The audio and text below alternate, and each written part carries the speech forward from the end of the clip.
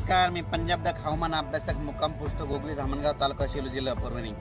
राज्यामध्ये 4 जुलैपासून ते 10-11 जुलैपर्यंत जोरदार पाऊस पडणार आहे। वडे नाले वाहणारा पाऊस पडणार आहे।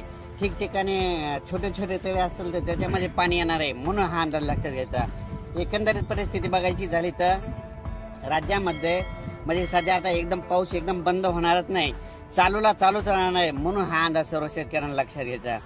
अचानक जर कधी वातावरण झालं तर लगेच एक मी ताबडतोब मेसेज देतच असतो, पण तरी परंतु सर्व शेतकऱ्याला सांगू इच्छितो ह्या 3-4 दिवसामध्ये 3 जुलैपर्यंत तुम्ही शेतीचे कामे आटपा, कारण की राज्यामध्ये 4 ते 10 दररोज वेगवेगळ्या भागात जोराचा पाऊस पडणार आहे, म्हणून हा अंदाज लक्षात घ्यायचा।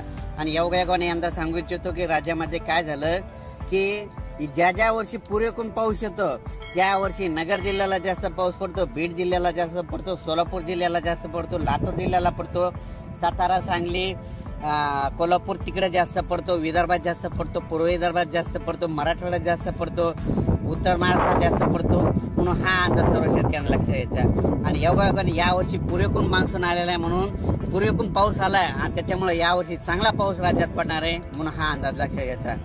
म्हणून सर्व परत सांगतो की राज्यामध्ये 4 जुलै ते 11 जुलैपर्यंत राज्यात चांगला पाऊस पडणार आहे, म्हणजे वडे नाले वाहणारा पाऊस असणार आहे।